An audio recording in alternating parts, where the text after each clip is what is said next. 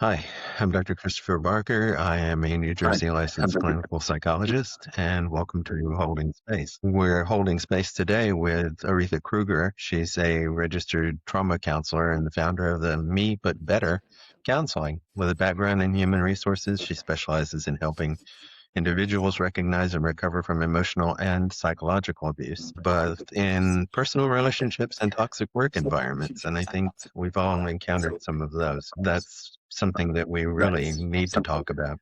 So Aretha empowers people to rebuild self-trust, set healthier boundaries, and begin the healing process. But this and other things, we correspond on trauma and toxic environments and abuse all the time on LinkedIn. And so I thought I would give Aretha a chance to tell us a little more about what she's interested in, what she's doing, and feel free.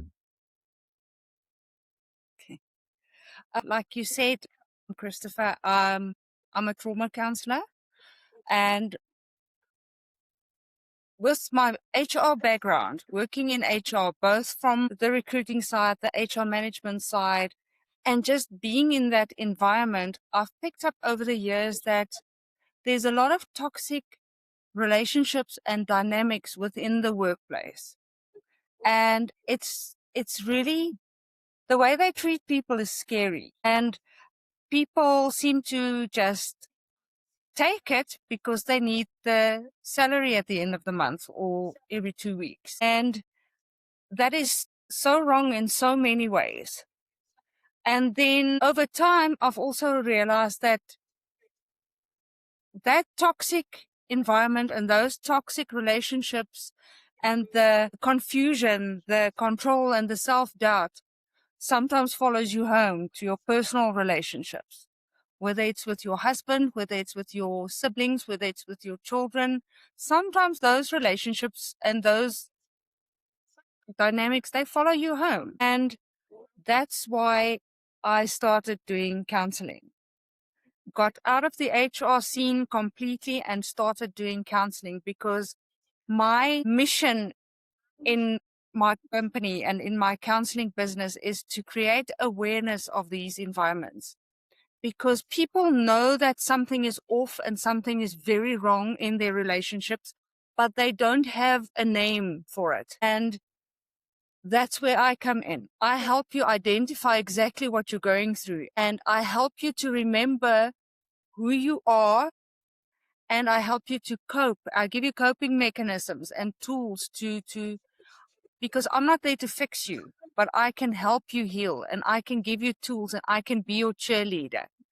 But the point is, you need to know that you are not going crazy, and what's happening to you is definitely not normal, and you're not alone. There's Mm. someone out there who really gets it, both from a personal perspective and from a working environment. I was struck by what you said when you said you're not crazy. A lot of times, toxic environments will try to convince you that it's your fault, it's your problem, you're not able to handle it. I had a boss like that once, and I think almost Exactly. everybody has at some point. It's kind of like you are not like fitting in with the culture here. Well, if the culture is toxic, that's a good thing, but people have to realize that it's okay to not take part in that type of environment. What are the I- top toxic elements that you see? In a talk, I've worked for people like we all have. Like I remember the one day I used to be the HR administrator at a company, at a multinational, and I used to be friends with the financial manager. And then one day we went out for lunch, and he said, "Aretha, it's time for you to look for another job. Your manager does not want you here."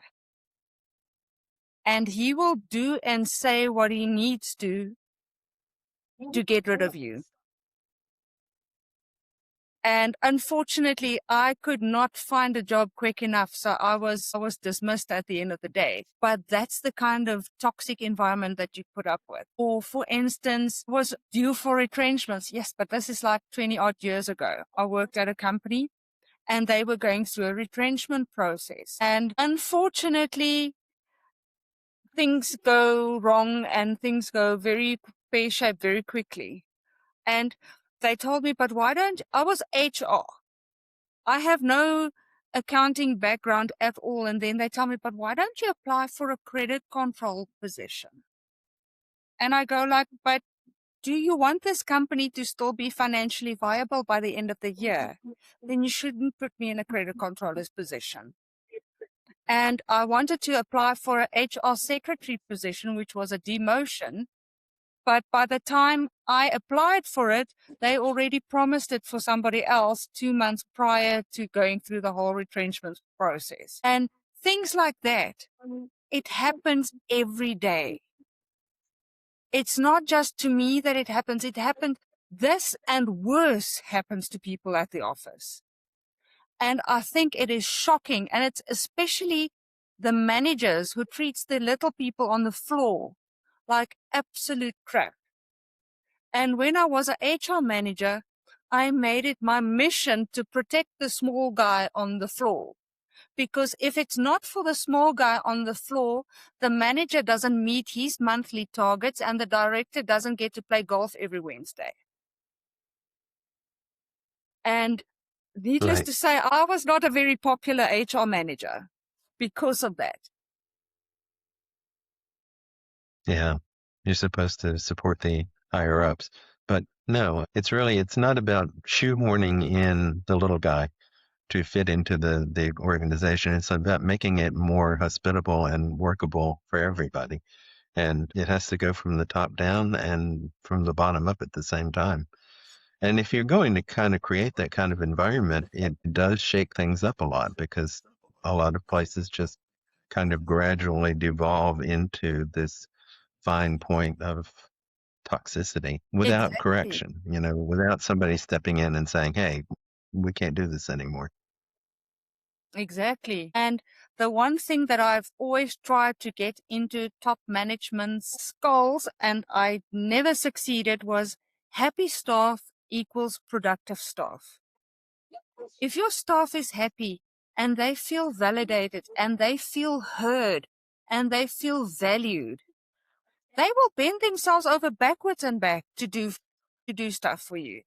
But if you don't treat them well, they're not going to stick around. They're going to resign and they're going to leave.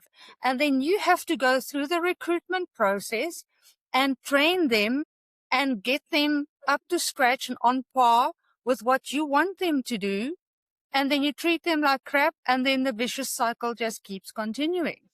And in the end, you sit with a high staff turnover, where if you just treated them well in the first place, they would have stuck around. So what kind of empowering messages do you like to send to people that you work with?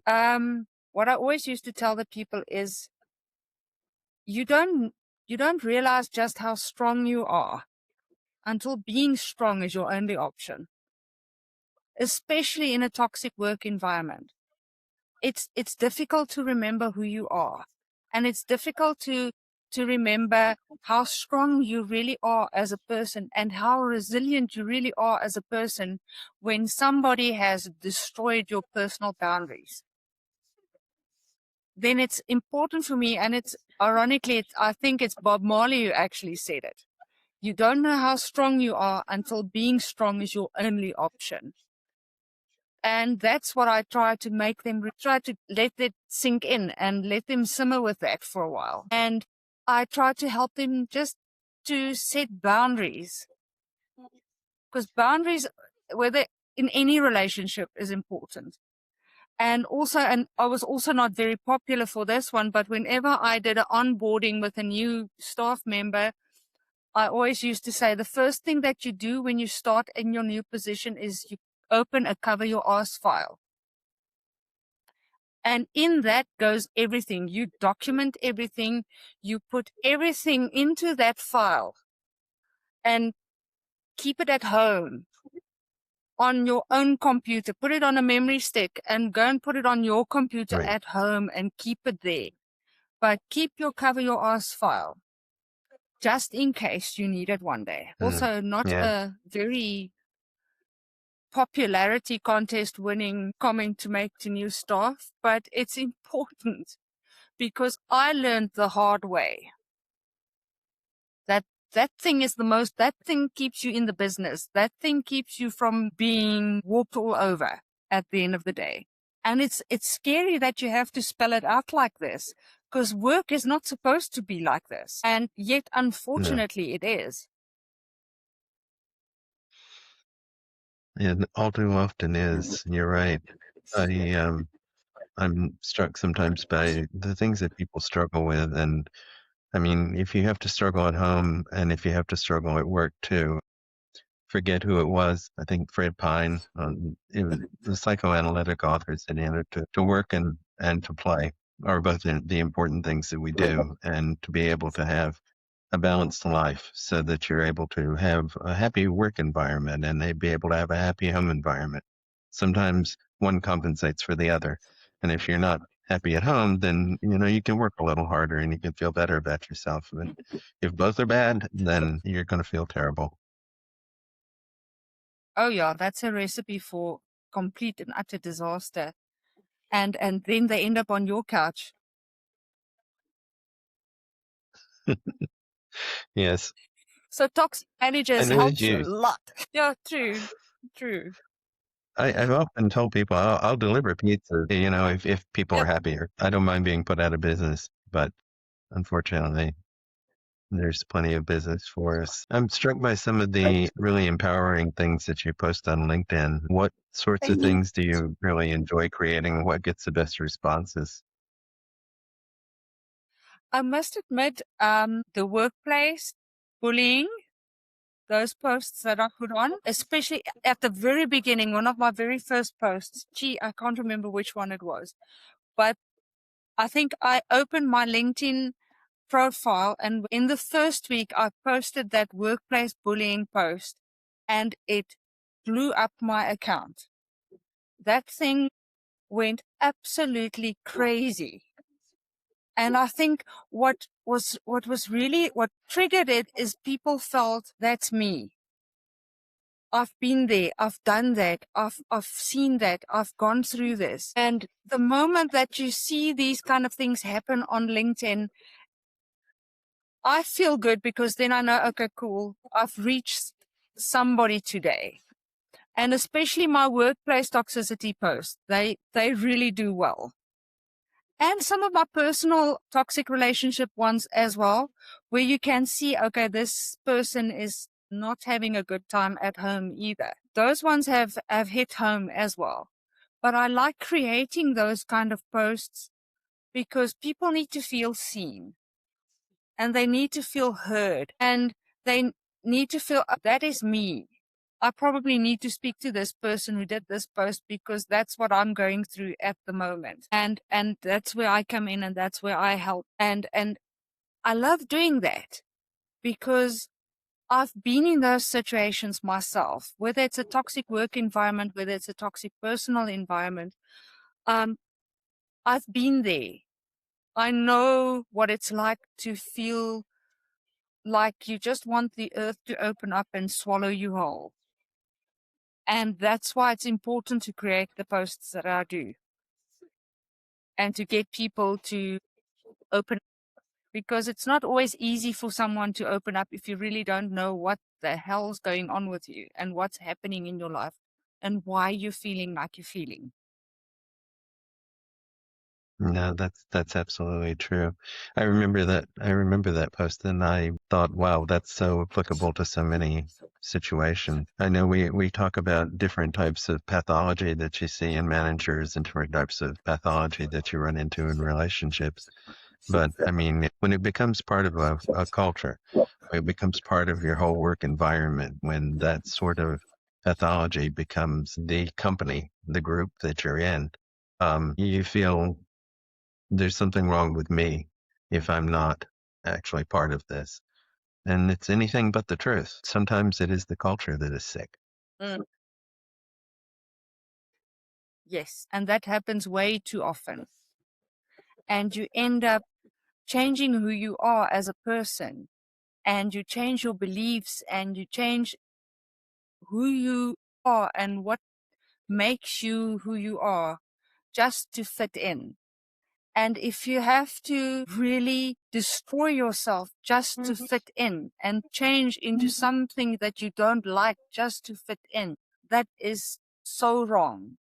And that is a huge red flag that you need to notice and be aware of it and know, okay, this is not right. I'm not supposed to be doing this just to fit in. It's not supposed to be this difficult. Yeah. And that's important. It is important. And working with complex trauma as I do, that's one of the things that I talk about sometimes is that sometimes red flags are something that you're used to. So you're going to fit in longer in an organization that's waving those red flags because it's kind of what you've become used to in life. And you are sort of immune to the chaos and the pathological patterns because again, it's been part of your experience and you sort of feel like this is what I'm used to. I have one patient who said, I see like I think it's carnival and I run towards it. And that's kind of what it becomes for some people. It's like, oh well, this is par for the course. It's chaos.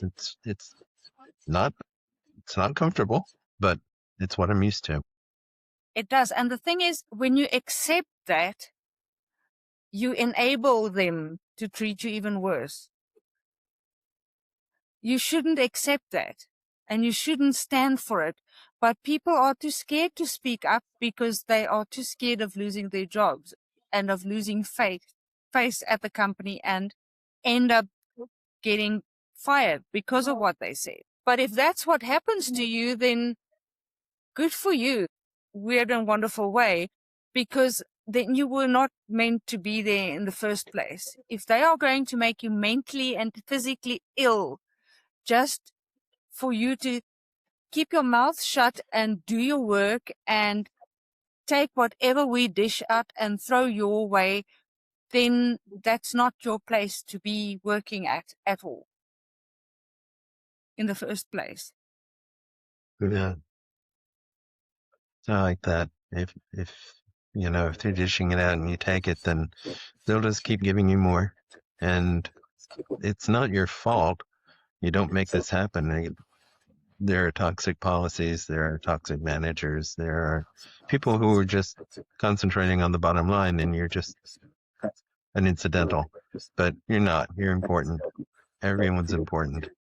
Everyone has a contribution to make, and if they're not contributing, you're right, the whole place suffers.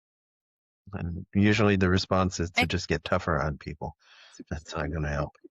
We used to have a better culture for more psychologists, behavior analysts in workplaces years ago. When I first started going to college way back in the Stone Age, I was actually one of my business professors wanted to send me onward to a graduate school in Toledo because they had a really good organizational behavior program.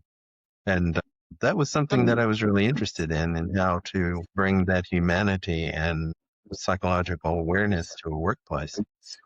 And, but pretty soon the east came around and the bottom fell out, the check came due and everyone found themselves a bit short. And so that was one of the first positions to go, unfortunately. Organizational behavior specialists just weren't in vogue anymore. And it fell to human relations, and human relations works for the company. And so you're not exactly an unbiased participant. But it sounds like you were an unbiased participant. You spoke out, and I love that. Oh yeah, unfortunately, yeah, I suppose I should be more tactful, but tactfulness is not always my strong suit. I tend to speak up, and I've burned my fingers quite a few times. I think I've got a new set of fingerprints, but yeah, but sometimes you just need to stand up and speak up. And I think at the end of the day, that's why I left the HR profession completely, because they sort of expect you to do your work and to support the staff and to support the company and do everything, but please do it with your hands tied behind your back with a cable tie. And if the cat has kittens, that's also your fault. anything and everything that goes wrong always comes straight down onto HR's head. And I just got tired to hit the balls out of the park and to keep juggling so many balls and keep them all in the air at once, that I decided, you know what? I can do so much better helping people in a different role than trying to please everybody in a corporate company. No, that's true. Yeah, you have to step outside that role where you're dependent upon them for your paycheck too. And being able to speak up and to enable people to be their best selves and make a difference in the system. I just have such admiration for that because I think it takes a strong person to be able to say, no, this, I know where my place is and this is my place, is helping people to become better, to feel better about themselves. So Oh, thank you so I'm much. very glad that you're doing what you're doing.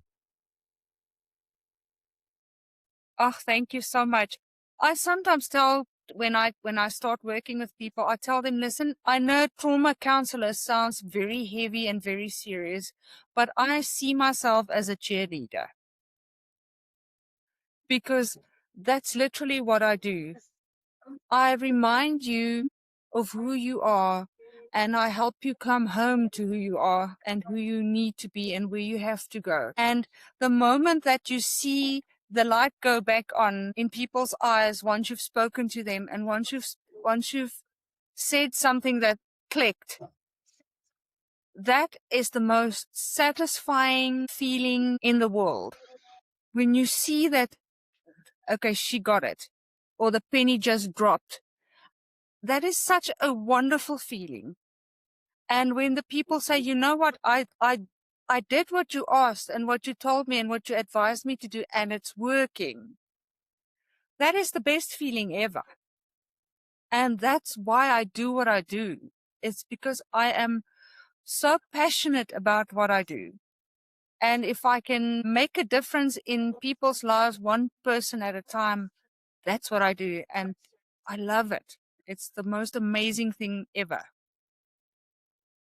And if I can't fix It them, I is. pass them on to people like you to do the finishing touches. Thank you. I know what you mean about that moment. You see the realization come. You see the person. I had one person call it a mic drop moment when they said I just spoke a tremendous truth about myself there, and I didn't even realize that was coming out. And it's beautiful. It's a wonderful thing when people ask if we care what we do. We do. You and I do anyhow, and it makes a big difference to our process. It makes a big difference to what we bring to it. It makes a big difference to the end of the day. It's kind of like you go home and you feel like I did something today and I helped someone feel themselves again. Absolutely. I couldn't agree with you more. And what I've also started doing, because I've noticed sometimes people don't want to talk to a stranger and they feel uncomfortable because they don't know what to say to you. What I've started doing, and I think you've probably seen some of my posts on LinkedIn about it, I've created a voice note support system where you send me a WhatsApp message and you explain your situation. And then before it escalates and goes all hairy and ends up in the HR manager's office and it becomes a whole big issue, I send you a 5-minute voice note and I give you instant clarity and I just give you a different perspective, and just so that you can, I didn't think about that. And maybe it's not necessary that I go to HR. It makes sense now, thanks, type of service that I also provide for people. And that works like a charm. Because otherwise you have to wait. You have to wait for an appointment to go to and see someone. And then you have to take off work. You have to take your lunch hour plus some time off. And this is just a quick type it on WhatsApp, and within 24 hours, you have instant clarity. And it works. Any closing words that you want to have for people listening? Uh, sure. I just want to say thank you for the opportunity to be on your podcast. And for the people out there, people like me and Dr. Barker, we here. We understand and we get you and we support you and we've been there, we've done that. And you're not alone. You're not crazy. Take the time and get in touch with either of us and let's help you to become 2.0 version of yourself. And like I said in the beginning, you don't realize how strong you are until being strong is your only option. It's beautiful. That's perfect. And you're in South Africa. I don't often find myself in your area, but if you should ever find yourself in my area, please feel free to look me up. Maybe I can come down there for a speaking engagement or something. Yeah, I don't think the rand will strengthen enough in my lifetime. Like dollar, but I would love to come and visit because I've got friends in the US that I would love to come. But hey, the poor rand. And yeah, but you're more than welcome. South Africa is a beautiful country. Yeah. Well, thank you everyone for holding space, and we will continue to have other guests. If you have any questions or if you have comments or anything that we want to pass on, if you have a specific message for Aretha, and if she doesn't see it, I'll be glad to pass it on to her. Otherwise, look for her on LinkedIn and continue watching, and thank you for holding space.